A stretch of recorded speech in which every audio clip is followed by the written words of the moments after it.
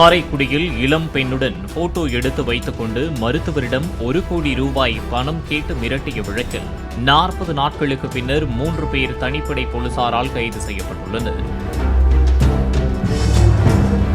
பிரபல தனியார் மருத்துவமனையின் நிறுவனரான மருத்துவர் குமரேசன் தனது நண்பரும் தொழிலதிபருமான சுப்பிரமணியன் அழைத்ததன் பேரில் அரியக்குடியில் சொகுசு விடுதிக்கு கடந்த மாதம் சென்றதாக கூறப்படுகிறது.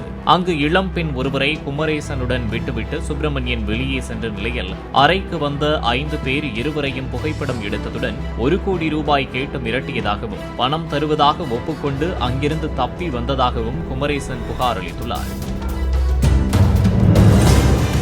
அதன் பேரில் விசாரணை நடத்திய போலீசார் தற்போது 3 பேரை பிடித்தனர். தொழிலதிபர் சுப்பிரமணியன் இதேபோன்று பலரை பெண்களுடன் போட்டோ எடுத்து மிரட்டி பணம் சம்பாதித்து வருவதாக கூறப்படும் நிலையில் தலைமறைவாக உள்ள அவரை போலீசார் தேடி வருகின்றனர்.